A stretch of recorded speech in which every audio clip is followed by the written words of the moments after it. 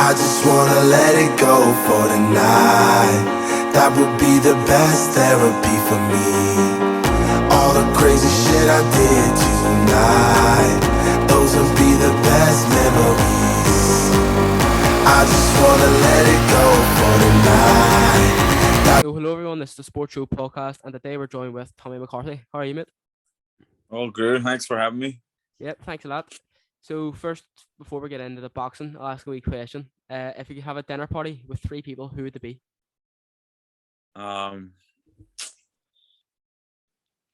Beyonce, number one.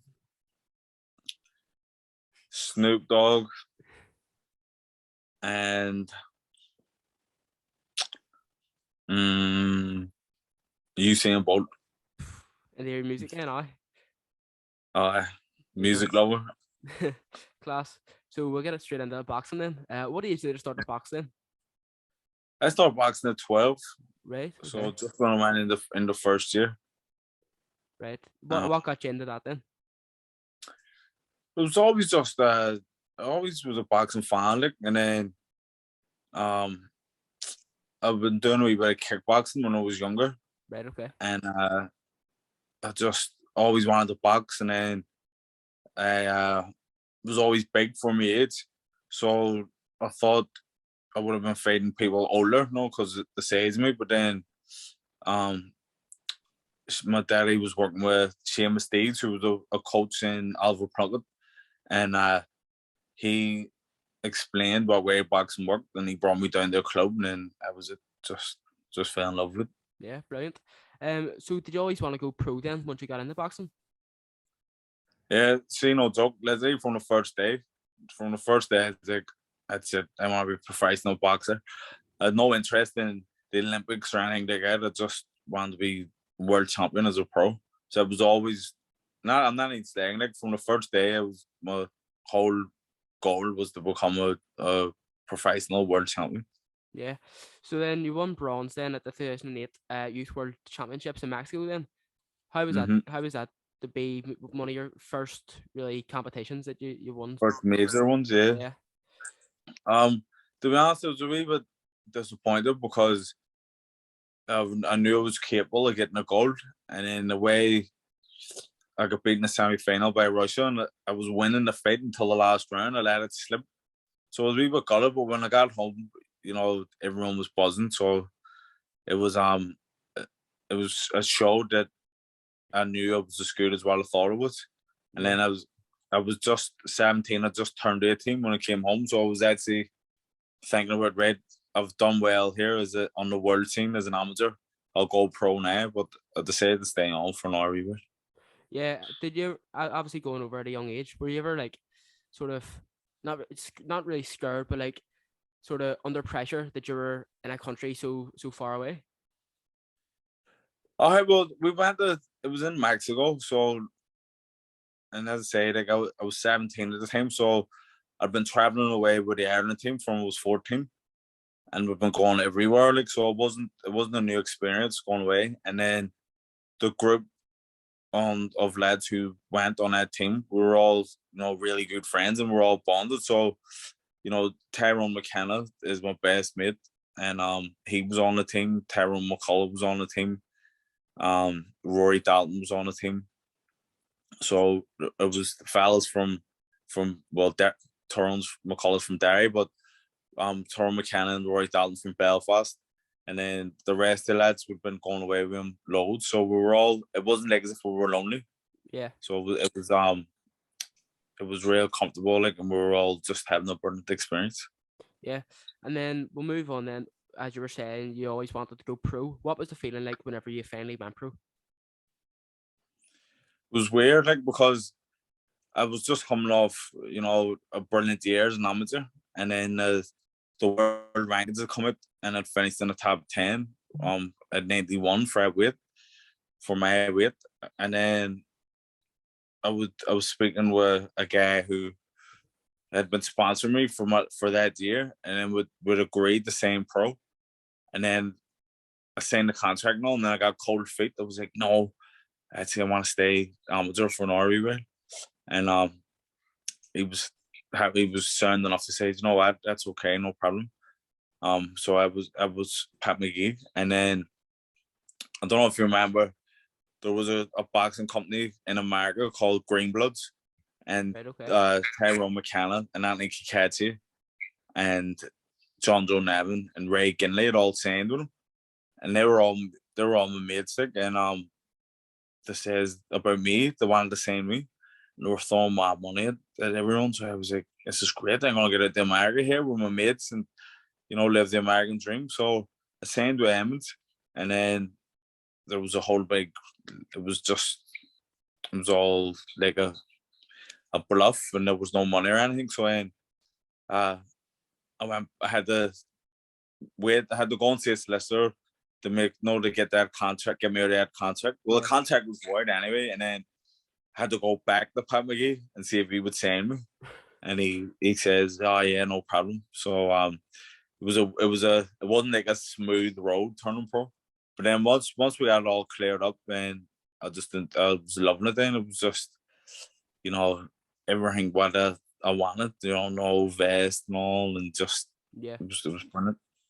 Yeah, so then you went your first fight as a professional. Then you won on your debut by TKO. What was going through your head at that stage? You won your first professional fight. What was your feeling? I was buzzing. I was just like, I want to win. After I wanted to win my first fight by stoppage, and then your mom was a tough journey one, so I stopped him, and then I was like, you know what? I want to go 10-0 with 10 stoppages. That was my main for. Brilliant. So then you went 5-0. So we've actually skipped a few fights, and then you got beat. Then, how bad of a feeling was it for you then losing your undefeated streak? I was just a nightmare because I went, as I said, like my goal was to go 5-0, was to go 10-0, and then once I got to my 10th fight, I lost, and I was like, Jesus Christ, that's me. My whole career finished before it even started, because when I just turned pro, it was just come to the tail end of like the Mayweather era, and everyone wanted to be undefeated. So I was like, fuck's sake, I lost. That just puts me out. Like, I may as well retire. Yeah. But so it was really, really downward. So then we'll go to October 2019. That's whenever you won your first title fight. How good of a feeling as well. But as an achievement as well, to get your first title under your belt. Oh, that was massive. Like, that was like a dream come true, because I've been pro for about 5 or 6 years by that stage, and the whole thing about that fight, like, I went over Italy to fight the champion, and he was undefeated, and everyone was expecting me to get beat. So to go over and get the title, it was just so sweet. And it was like, finally I've achieved something in boxing, and I haven't been kidding myself all these years. Yeah, and then after that fight, you were out of boxing for a year. Were you injured, or did you just not find the fight or nothing, or what was the story there? No. What happened? COVID. So I won that fight, okay. and then I was meant to be fighting not too long after it, and then COVID happened. So it was like, I was thinking there, and then I was wondering, were you injured or what was the story? But I didn't even think of COVID, to be honest. Yeah. So then, what happened next? So then you were out. I just got there out of the ring. I've just a few notes wrote down here. So after that, then you were fighting it on the Usyk and Chisora on the same card as him. Yeah. What was it like, sort of during fight week and stuff, getting to talk to these big names? It was brilliant. It was like being an amateur again, because when you go away as an amateur boxer, all the boxers all stay in the same hotel, and you're around each other all the time. So, and there's nobody else there. So it was just all boxers, and their coaches and it, and all the teams all in the hotel, eating together and training together, and also it was good. Like, it was almost like a blast from the past. And then obviously to have Usyk, he's a major superstar. So it was brilliant to have, you know, that atmosphere and all around, and Chisora. I'd met Chisora before, like, and David Hay was with him, so you know you had superstars there, so it was a good buzz. Were you ever talking to any of them? Yeah. Talking away to David Hay loads, no, just you're meeting these people in lifts and that, and then in the gym, like one of the days you had to book the gym, you had to book times. So I had booked, say, from like 7 to 8, and then Chisora was coming in from 8 o'clock or whatever. But me and Pete had run on a wee bit, so Chisora come in and he was like, "No, don't worry, just keep going, just whenever you're finished." So had a wee yarn with him, and then Usyk was walking through the hotel one day. I think it was a press conference, and he'd heard. And he's like, "What the fuck's going on now?" So I went up to him and asked me, "Where'd you get that?" And he can't even really speak English. Yeah. And he was trying to explain, "Oh, why I had a hurl. So we have to get a picture." And then so we just got a picture of me and him holding a hurl. It was actually a kid. His dad sent the hurling stick over to him to get signed. Class. And then Usyk signed it and sent it back. Yeah. Then just before I said there, you fought on the same card. It wasn't just a fight on the same card. It was for the EBU cruiserweight title, a massive fight as well.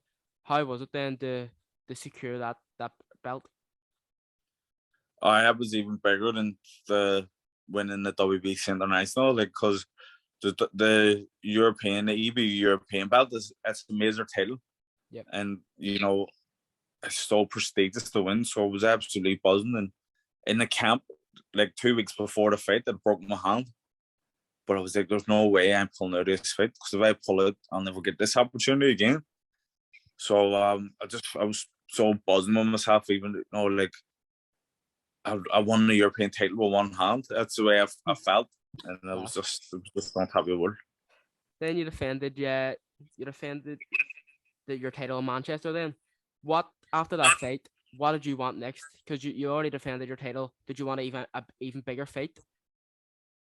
Yeah, I wanted to defend it and then fight for a world title. That was my idea. But Matchroom, I signed with Matchroom, and they wanted the big fight with Bill Smith. So I was very confident that I would beat him. So I was like, "Yes, no problem. Fight him and then world title after it." Yeah, just as you mentioned there, the fight with Bill Smith. Did you feel that the fight you could have won the fight easily?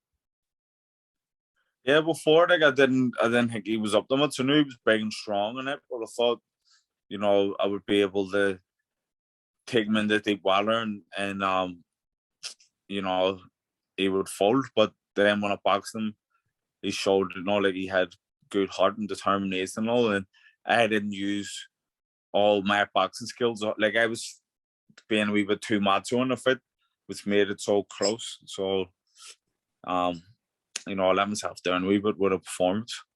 Yeah. What would you change about your performance then?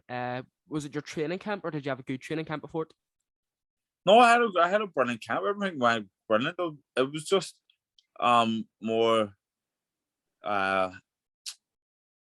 you know, lack of concentration. The guy, if I had stuck to the game plan and used my boxing skills, I could have won handy. But I went out and I was being a wee bit too, like, trying to get involved too much, and you know, trying to knock him out and trying to bully with him and wrestle with him and all inside. So, you know, now I've got the rematch. I know what I have to do, and I'm looking forward to setting the record straight.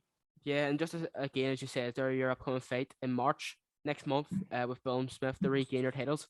How massive of this is an opportunity to sort of to get your titles back, and how much work and dedication have you put into the fight? Yeah, it's a massive opportunity. I never thought I'd get the rematch. So, you know, I've just been working away, and you know, I'm ready for it. I can't wait. Yeah, what do you expect from the fight then? So I expect him to come out the way he always comes out, you know, trying to use his presence and use his size and strength in it. But, you know, I'm just gonna box ahead of him, and I'm as strong as him, and I know I can hurt him now, because, no, after the last fight, I wobbled him a couple of times. So I'm just gonna find the openings, and then just when I find them, I'm gonna take them out. Is that what you want to do? Do you want to knock them out then? Yeah, I have to, because last time I thought I won it last time, and it was close, but we can't let it go to the judges again. Yeah. So that's most of the boxing done. So I'll just ask 2 wee questions just before we go. So the first one is, what would be your dream card to fight on? Dream card, one that's already happened, or like a fantasy card. Well, what would be your fantasy card? We'll go to that. I would have loved to have fought on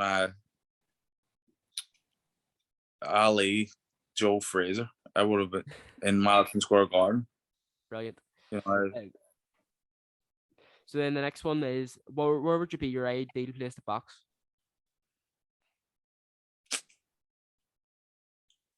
I've always wanted to box in Madison Square Garden. Brilliant. I know Vegas is the big one now, like, but Madison Square Garden with all the history and all. Class. So I think that's everything covered really, unless there's anything else you want to say. No, that's brilliant. Yeah, well, I wish you all the best of luck in your next fight, and I'll be cheering you on. So thanks Good man. again for coming on, and I really appreciate it. Yeah, thanks for having me. Right. Good I'll man. see you later, mate. See you later. Thanks. Right. See you. Bye. Bye.